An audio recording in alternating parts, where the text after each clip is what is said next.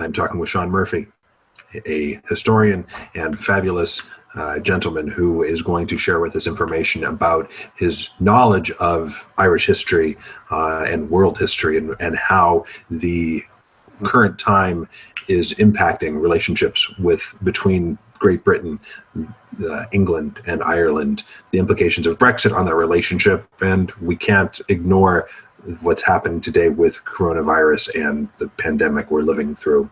Hope you'll join us on Tuesday, May 5th, starting at 7 o'clock. I think it's going to be a fabulous recording. You can join us via Zoom. The link is on our calendar website, accessible from our website. And you can also just join us on our YouTube channel. Look for Thomas Crane Library in YouTube and look for the Crane. And you can also find a link from our website. Sean, thank you so much for joining me today. It's really a pleasure to have you talk to me, and I'm really looking forward to our program together. Well, thanks for having me. I'm looking forward to doing it. Yeah. When we originally started talking about doing this program, it was a very different world, it feels like, and certain things have really changed, but some things have still remained. We still have Brexit is happening and is going to have a major impact on a lot of lives. And I know that you have an incredible wealth of knowledge about the history of the UK, and especially the history of Ireland. We're going to do a future program which we'll talk about and share with folks about that history of Ireland and Ireland 101. But at this program that we're talking about today, you're going to be talking about the impact of Brexit on Ireland. Sure, and right now, as you say, it's a time when everything is up in the air. But again, unfortunately, because the outcome of Brexit has severe implications for Ireland, but in Britain it's almost like there's nothing happening. They're saying that the initial deadline, which was a very difficult deadline to meet, and under the circumstances that you have now, you wouldn't expect anyone to be even trying to keep that deadline. They're still insisting they would keep that deadline for political reasons. They're just ignoring the reality.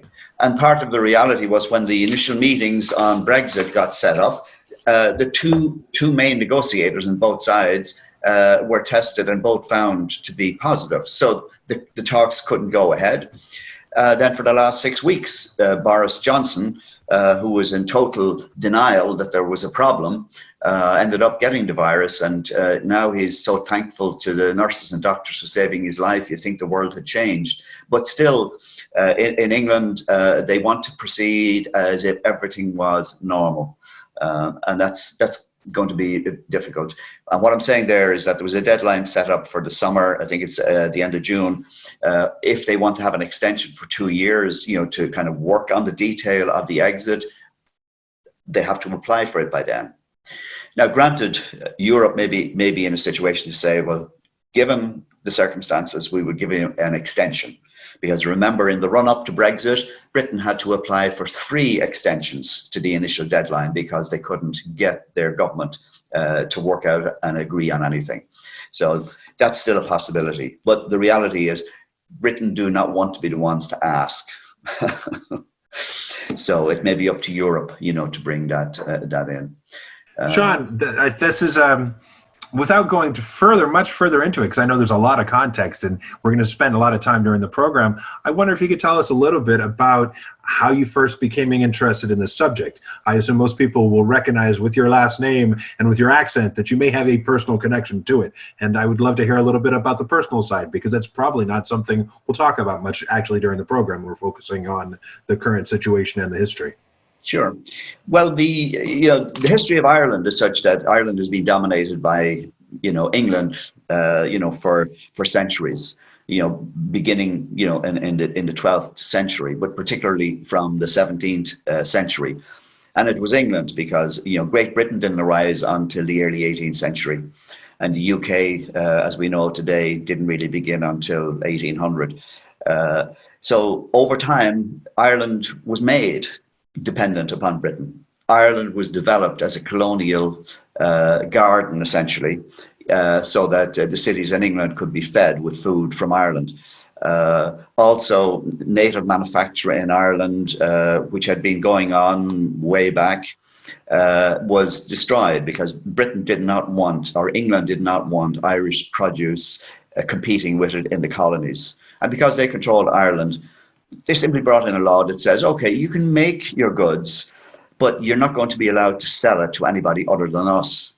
So we'll buy it, and then we'll bring it to the colonies, and we'll mark it up to whatever we want. But the main thing then was that they were able to guarantee that their monopoly prices in the colonies would be maintained.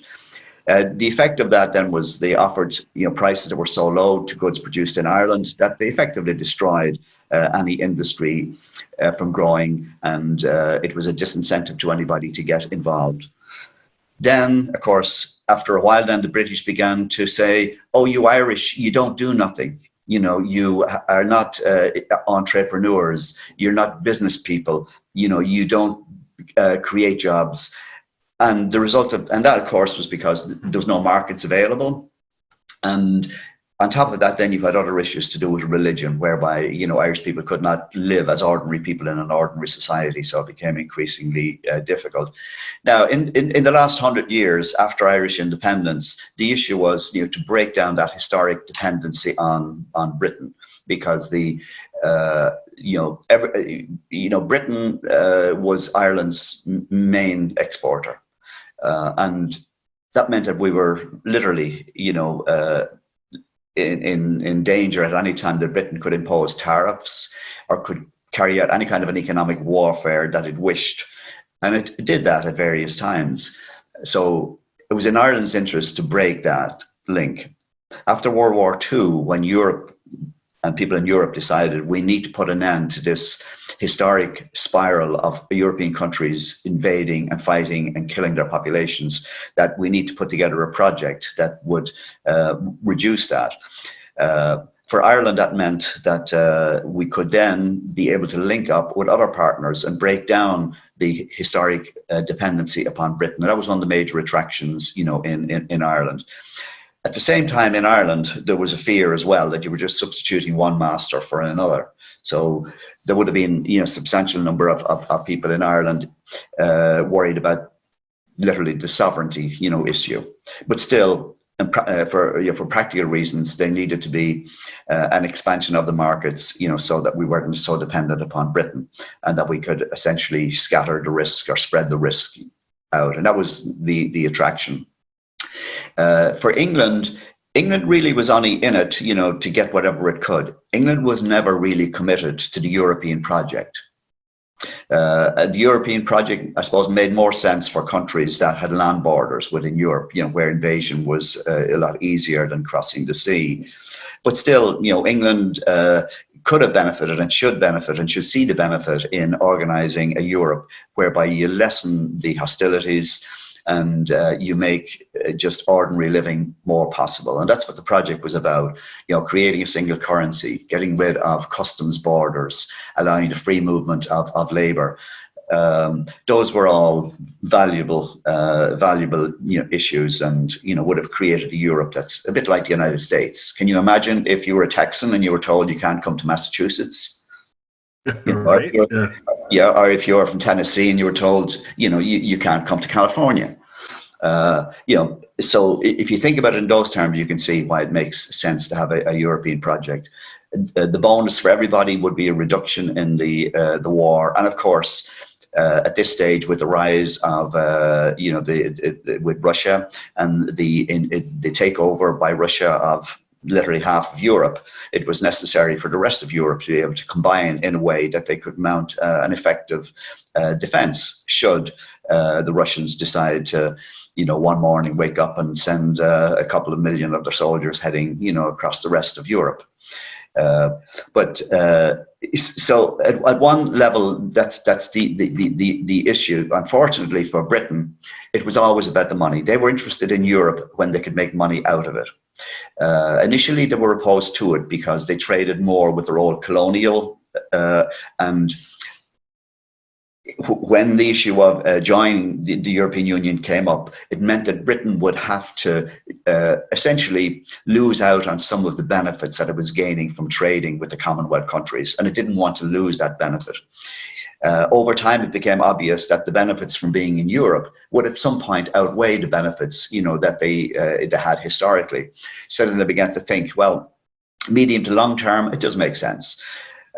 Then when Europe moved on towards a social and a political and constitutional, entity, Britain started to withdraw from that. And the basis of the Brexit movement originated from the opposition to a social and political project. Once it was just economic, they were happy, but they didn't want to commit themselves to the laws of Europe, to a social project. And some of that had to do, with the politics in Europe, between left and right, or between the centre and the left and the centre and the right. There's all sorts of combinations there. So from the 1980s, the opposition to the European project began, and some of it was based upon some reasonable opposition. I mean, Margaret Thatcher got involved in Europe because in Europe the way it works is each country contributes to a central fund, and then that money is divvied out again in supposedly a fair way. Now, the biggest part of the budget in Europe was the agricultural budget. And when the money got divvied out then, because there isn't that many farms, in England, and England isn't a farming nation, it's an industrial nation, it found that it was losing out. And they put pressure on Europe to sort it out, which Europe eventually did. Then there were other issues to do, I suppose, on the margin, to do with things like chocolate. In Europe, making chocolate with milk is not seen as the right way to make chocolate. So as far as the Europeans were concerned, the chocolate that was coming from England wasn't really chocolate. It was just saccharin and other things like that. So the French and some other countries objected and put tariffs in the way of English chocolate coming in, and of course the English rebelled against that. And they're all growing their own chocolate beans, of course, right? It's so funny that's right. I mean, where are the beans coming from in the first place? That's right, yeah. And so you got to the point where in the referendum around Brexit, you got similar types of ridiculous ideas, being scattered, because by the time that Brexit came into being, the media generally was in favour of withdrawal. There was in England the two sides. One was to join, and one was to remain and to leave. They were the two campaigns that were known. That's what they were known as. The main media was all on the leave side, and they had a field day just with fake news, essentially. There were terrifying people because, as you know, Turkey, would love to become a member of the European Union. So that was one of the fears that was sparked up, that eventually Turkey is going to join and England is going to be flooded with all these Turks. Which is code for Muslim, I assume. Yeah. And we're talking about a very ancient hostility. There's obviously quite a history between England and the Crusades going and invading. This goes back hundreds of years. Of course, it's the chickens coming home to roost story, in Britain's, because most of the non-British, and most of the non-British, we're talking about non-English, are people from the former colonies, who, because they were part of the colonies, had a right to come there. So the English had to deal with that for 50 years of accepting people from Bangladesh and Pakistan and India. But what they could say, they all had British passports. They all spoke the English, So, but definitely now the chickens coming home. Yeah, that rings true. So then, Sean, is your family originally from Ireland? You grew up there, I believe. Yes. Yeah. Well, I'm from Dublin. From Dublin. How many generations back in Dublin? The course I'm going to start a new course on the history of Ireland, going back to the very beginning, to ancient Ireland. And my starting point in that course is 1.7 billion years ago. Now, granted, 1.7 billion years ago, there wasn't any people around. But literally, I'm the Murphys, and the Murphys were an original a Gaelic, clan. So as long as you have any documentation, you are to the core Irish from Dublin or in the surrounding area. Yeah, there would have been people. There was likely, people in Ireland before the last ice age. The last ice age probably began around 100,000 years ago. It ended about 12,000 years ago. So we have some evidence, of people from about 12,000 years ago. The Celts, which we call ourselves, arrived in Ireland probably at this stage about 4,000, 45,000 years ago. We don't know for sure. And as far as we understand it, the Murphys would be part of the Celtic people who came to Ireland. There's a famous book that was written in the 12th century called the Book of Invasions, and that detailed the arrival of the different groups. And the Celts were the last of the groups to come to Ireland. They were the last ones to gain control of Ireland from the people who had been there previously. So we've obviously had many waves. I'm going to fast forward considerably. We've had many waves of Celts and Irish people who've come to Massachusetts. I'm curious your personal story. How did you arrive here in Massachusetts? Well, I came here to marry a woman who was my next door neighbor in Ireland when I was growing up.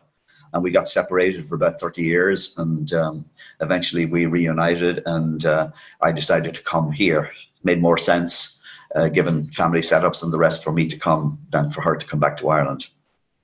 So a love story. That's fabulous. I love how that's the root. Welcome. It's so good to have you here.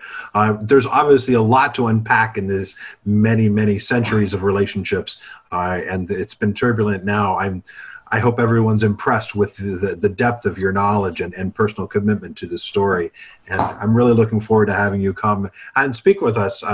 I say come join us online and speak with us about this when we have this program. So, Sean, thank you so much. I'm very grateful. I'm delighted to be able to share, because not only is there a narrative, not only is there a history, but there's all sorts of lessons, in terms of, us as human beings, how we behave, how we do, and how we answer the question of when and where and how are we ever going to get to the stage where we can all live together in a meaningful way, accept one another, and do the right thing. Indeed. And those questions today about how we can live with each other seem very personal. They are written on a large stage across a lot of history, but they mean so much of us. They just seem so much more acute today. So I appreciate you helping us bring an angle to consider so much history as we figure out how to move forward. Thank you. Yeah. So those existential questions, have been raised so many times in Irish history. And well, we have a lot to learn. Yeah. So thank you. I really am grateful, and I'm looking forward to the program. Thank you so much. Okay. Thank you. That was my conversation with Sean Murphy. I hope you will join us for the presentation of Brexit and the implications for Ireland that will be happening online with the Thomas Crane Public Library, both via Zoom, where you can join us and participate with chat features at 7 o'clock on Tuesday, May 5th. It will also be happening on YouTube, live streamed at the same time on Tuesday, May 5th at 7 o'clock. I hope you'll join us.